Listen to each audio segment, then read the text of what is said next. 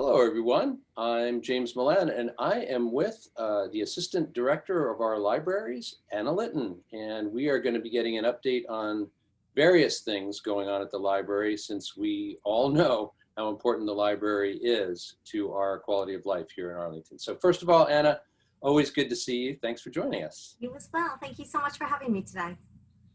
So I think we've got various things to talk about, from programs that you've put in place because of COVID that are currently running, to also a vision of things to come. So why don't we start with, I know that, I'm not sure how long ago it was, and I should know because I was anxiously awaiting this like a lot of other people, but curbside pickup of books and other materials started a while back. Tell us both when that was, how's it going, how does it operate? Yeah, so our contactless pickup started on June 22nd. Very exciting date for staff here in the library. We miss getting books to the community, and the moment we started offering that service, I think there were tears of joy here in this building. We were just so happy to be able to provide that.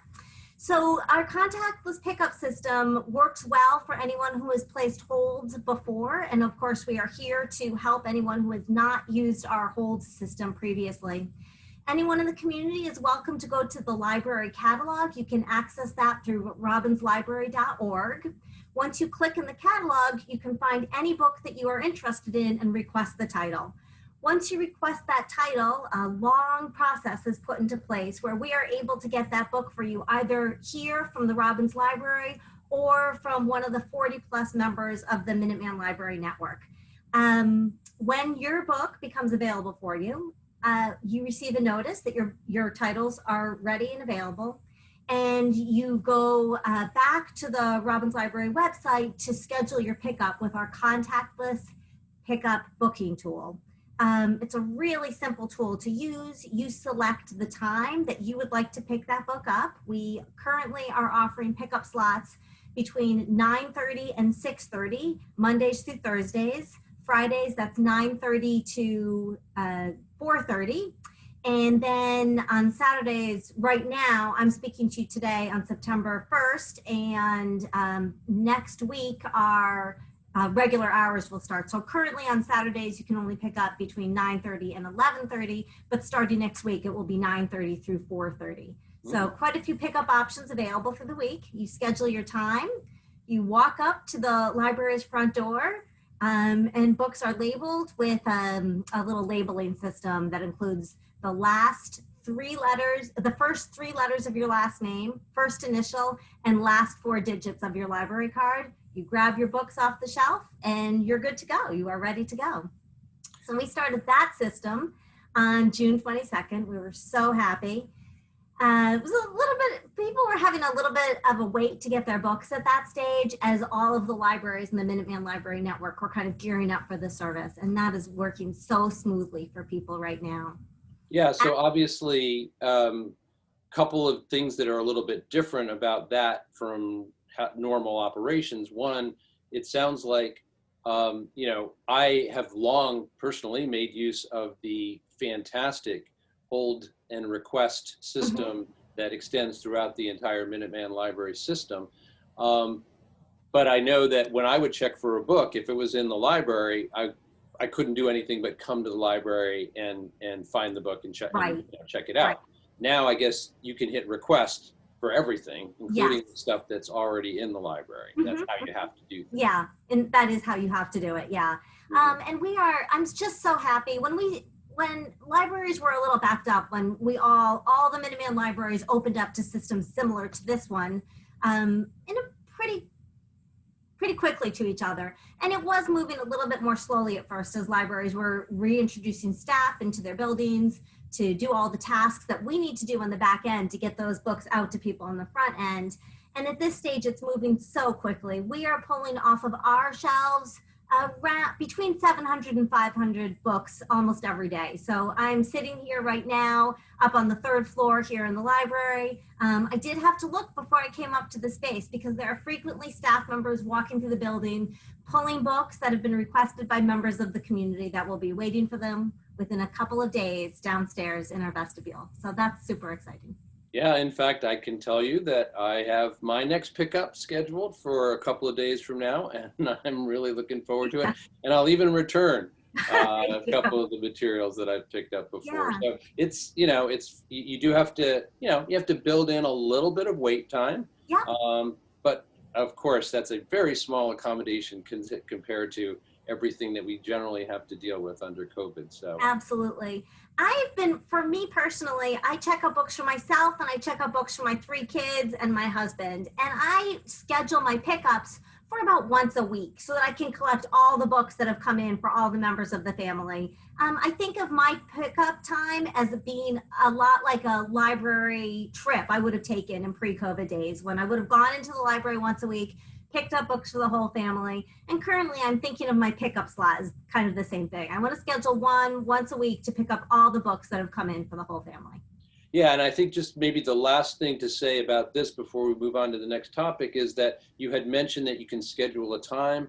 And I know from my own experience that time is, you gave the hours in each day, but that's a half-hour slot, I think, in which you have the opportunity anytime in that half hour to come. Yeah, it's actually an hour. So it's an Oh, is it? hour-long slot. So you'll get an appointment 9:30 to 10:30, for example. 25 patrons can choose to come in for each hour. So, and we almost every day, all 25 appointments are booked every hour, which just, I mean, in terms of sheer numbers, so many people right now are able to access the library and get materials. And that really, it brings me so much joy. Essentially, at the heart of our job, we want to get books to people in the community, and we're able to do it really effectively through this tool. So it's been fantastic. That's great. Let me ask you something. I'm sure you guys have thought about this, and I don't know how big an issue it is or not. But of course, it does require, obviously, that you go to the library, which is, always pretty much always required to get books anyway. But that's going to affect a certain number of people who, for health reasons or just in terms of accessibility, that's an ask. Do you have any, programs that are specifically meant for folks in that situation? Yeah, I'm so glad you asked that question. We were just talking about this very topic at a meeting today. We have for quite a long time held a homebound delivery service as part of the services that we offer to the community. So if you are unable to come into the library for health reasons, we have been delivering books to people for years. Our homebound delivery service has been slowed during this period, but we are actually in the process of restoring that service, and we will be able to offer that again to the community really shortly. So we're very excited to bring that program back, and it's going to be wonderful to be able to provide that. There are people right now for many legitimate reasons who cannot come to the library. And our deepest hope is always to provide equitable service to the community, to get people what they need in the way that is best for them. So we're really excited about bringing our homebound delivery service back to Arlington. That's great news.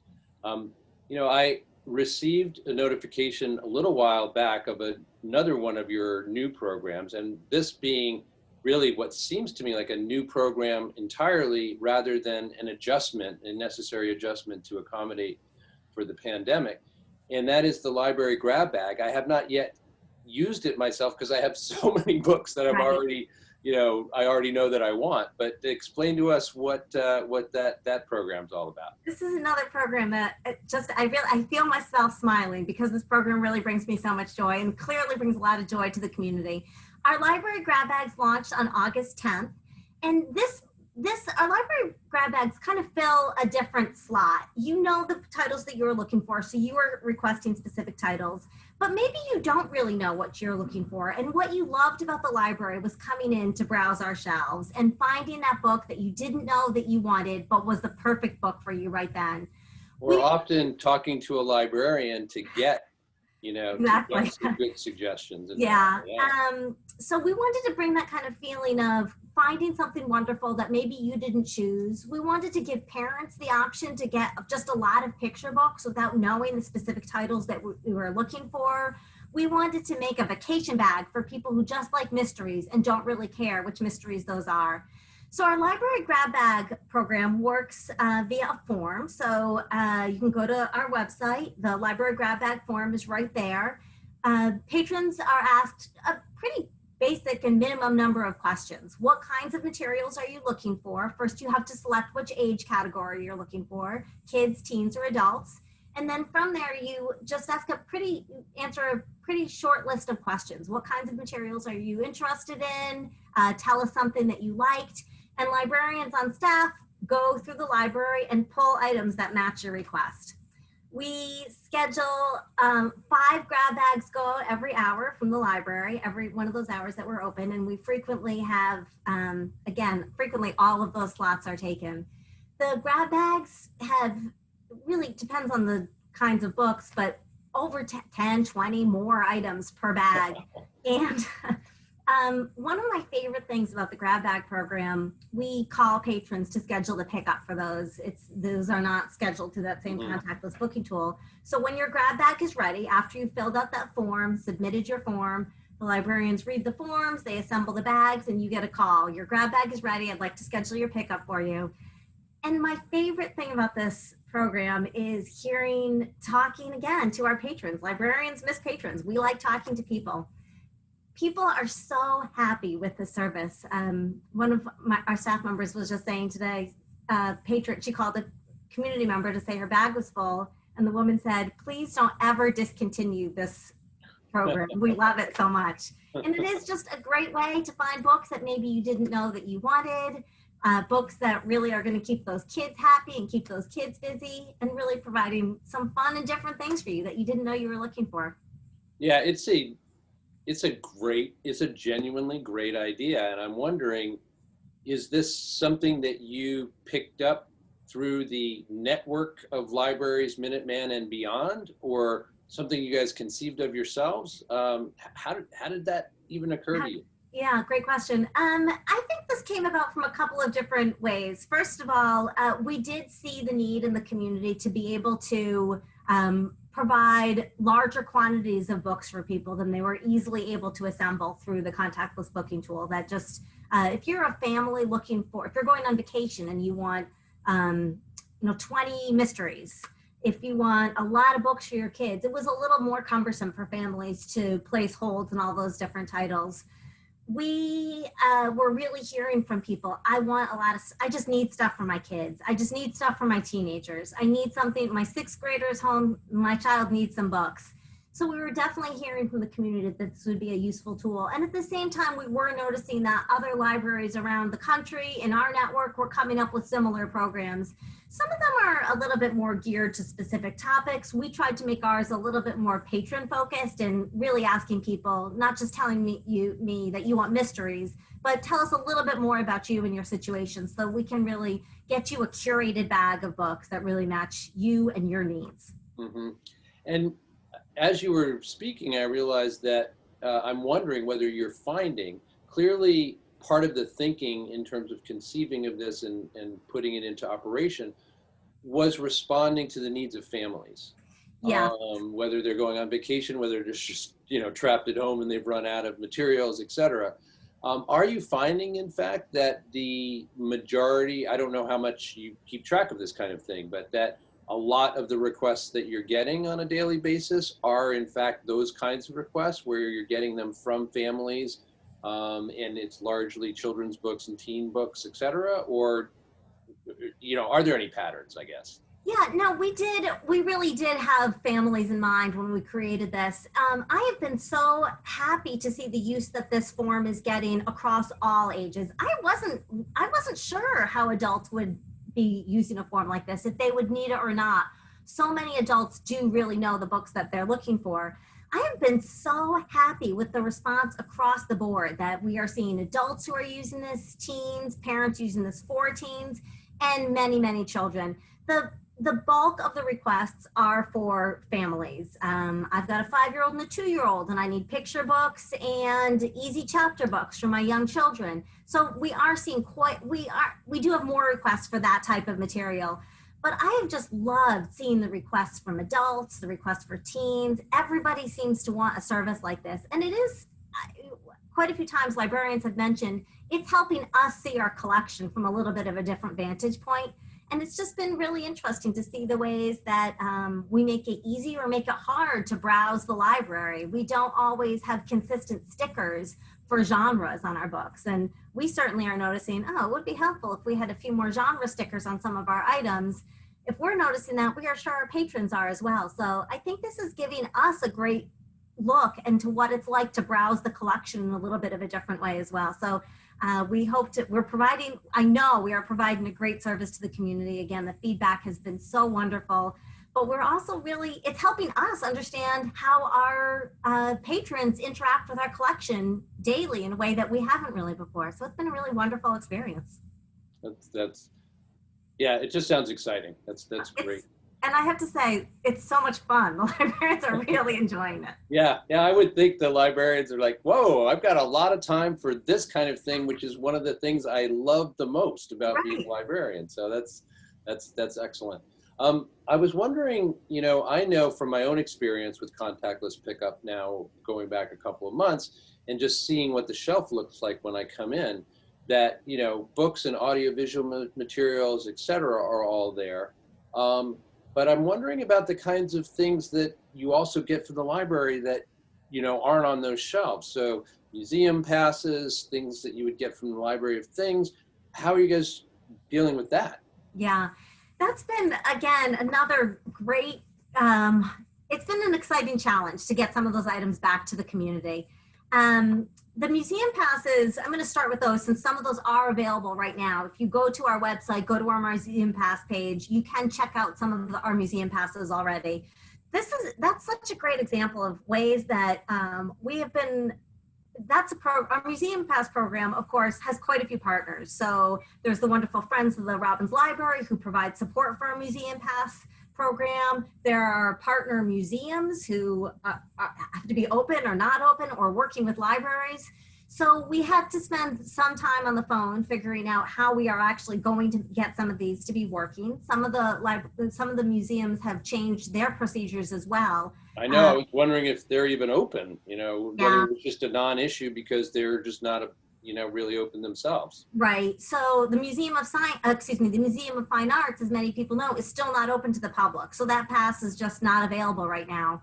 The Gardner has opened to the public and is partnering with museums again. When you go to check out your museum pass, which you can check out online through our website at our museum pass page, you get a code. And with that code, you are able to then book your time. You need to book a time slot at the Gardner right now. You can book your time slot with the code that you receive from the library. You also need to get a pass for that one as well. So we've been slowly reinstituting the library's museum passes, and we are looking to add more in the next week or two. We are particularly interested in adding the Massachusetts Parks Pass, which gives reduced admission, I think free admission and reduced admission to quite a few of the Massachusetts parks, this is a time when we all know being outside has been so important to everybody. Finding open access places where we can get some nature, get away from our small apartments or homes or whatever we might be in here in a more crowded urban-like area here in Arlington. So we're looking forward to reinstituting that pass as well. And we are rolling those out as they become available to us. So that's been exciting. Our DIY and Library of Things collections, our non-traditional items for kids and adults, is something we've really had an eye in those collections. I've had my eye kind of on two separate pieces. We have so many wonderful educational toys, games, items in our DIY collection, our Library of Things for children. And particularly as we know, this school year we're looking at another school year that's going to be quite different from this time last year at school. We want to make sure that families have access to these wonderful educational tools, toys, pieces. So we've been working on putting some programs in place to get those out, and it looks like we're going to be launching circulation checkout of our non-traditional collections, DIY for kids and Library of Things for adults on September 14th. So I'm really excited about that. Patrons will be able to place holds for those items, and those items will be moving into the vestibule like our other items. So we're really looking forward to that. The library has been, it's been particularly generous around returns of material for quite a while now. Yeah. And I for one, can express gratitude of many, I'm sure, for that. But I'm wondering, with things like DIY and library of things kinds of stuff, where there's really a finite number of objects, I imagine, and there may be quite the call for them. Are you guys establishing different, amounts of time that you can check those things out for, or how Yeah, are you dealing with the relative scarcity of those objects? right. Um, Wonderful points. And I first want to really, again, thank our director, Andrea Nicolai, and Adam Chapdelaine, our town manager, for supporting Arlington as a fine-free library early. We were one of the earlier libraries in the Minuteman Library Network to go fine-free, and it really is fantastic. That's an equity issue, and we are not interested anymore now in having any fines. We want the community to use our items. One of the things that we've really seen during this period that was really kind of eye-opening to us is how much our community wants to get items back to the library. During the period when we were closed for returns, we kept getting questions. Oh, I still have this thing. Is there any way I can get it back? I know you'll want it. And we said, no, keep the items. It's okay for now. That was just really wonderful for me to see how much people wanted to return items to us. In terms of our DIY collection and our Library of Things collection, we are really going to be operating under the same system that we've been using. So things that come back to the library are quarantined for 3 days. Nobody touches them for 3 days. And then again, we will look through those items, the Library of Things, and the DIY collection, and make sure all of the pieces are there and check those out and make those available to the community again. We actually have been discussing a change in policy for at least for this period, for the DIY collection. And we're actually thinking about making the loan time longer for those items, just because so many of those items really have a true educational purpose, just like a book. If you are a family and you check out a book on science projects for your kids, you get that book for 3 weeks. So it's beginning to make sense to us right now to make sure that those Library of Things items might be available for a little bit longer as well. So we're looking into that option as well. I think we're going to be keeping the Library of Things, the adult collection, at 1 week circulation. It is a beautiful, beautiful early fall day today as we are speaking. And I know somebody in town wants that canning kit and they want it for a canning project, and they're going to do it and be done and return it and make that available for the next patron. Yeah, that's great. And such a good point that, in fact, you guys are pivoting the other way in terms of DIY stuff, realizing that people really are going to be able to make use of these for, potentially quite a long while. Right. And again, I guess part of the lesson here is get your requests in early if you're going to be interested in material like that. And I also appreciate the fact that part of your answer there touched on the safety protocols that you guys are following. I think it probably goes without saying for much of our audience that the Robins, being as thoughtful a member of this community as it is, and also having as patrons the broadest possible cross-section of the community, that you guys would have thought about all of those things and have put into place practices that are keeping the folks who are working at the library safe, and also those who are taking the items out. Yeah, that's really been our first priority. In every step of planning, we think of it as a safety context. So what's our public health and safety context for every decision? And we have our procedures right now are so clear in the building. When books come into our book drop, they're put into bins, brought into the library, and every bin is labeled. So there are bins right now that are labeled down there from Sunday. The book bin was emptied on Sunday. Those items were dropped in. There's a Post-it note in those bins. Nobody is going to touch those so that would be Sunday, Tuesday or Wednesday. Mm-hmm. Yep. We don't have a lot of time because, my goodness, we've had a lot to talk about, but give us a glimpse. And of course, we'll continue to check in with you. So you don't have to, extend too far out into the future of things that are coming, but give us a glimpse of 1 or 2 things that you're envisioning for the near or medium or long-term future. Yeah, so one of the things that we're really looking forward to bringing back is real-time reference service for both children, adults, and teens. So currently, if you call up the library, a staff member is checking the phone every day, but there is not a staff member in the building to answer those phones as they are coming in. So we're looking forward to inviting staff back to answer phones every day. That's going to be a huge help for the community. If you are looking for information on how to place your holds, on which DIY item to place your hold on, somebody will be there to answer those calls every day. So we're looking forward to that. That's going to be coming in September. We are looking forward to providing technology access. That's really something that we have been spending a lot of time thinking about. For members of the community without good internet access, without access to computers, this has been a hard time. And we are really looking forward to building the safest possible way to provide the community with an opportunity to come into our building to use technology. Yeah, as you mentioned, I know from long experience with the library and with library staff that equity is an absolutely essential element and commitment of the library. And clearly, as you said, this has been a very tough time for those who relied on the library principally or exclusively for that technology. So you're hoping maybe within, also maybe within September, or just this is something you're working towards and you'll see when you can do it? Yeah, without committing to anything, we are hoping to provide technology access in October.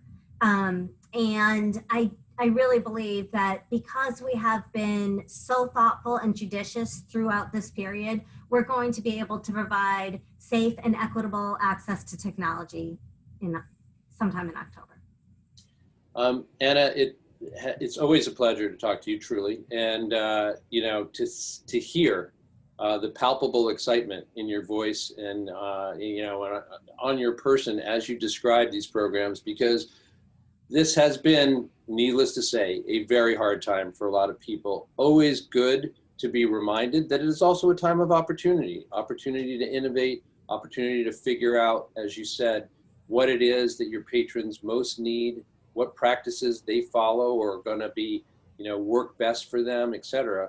And clearly you guys have taken that time, and it's now being reflected in many of the programs you're rolling out. So congratulations for that. Thank you. Keep up the good work, and we will talk to you again soon. Absolutely. Looking forward to it.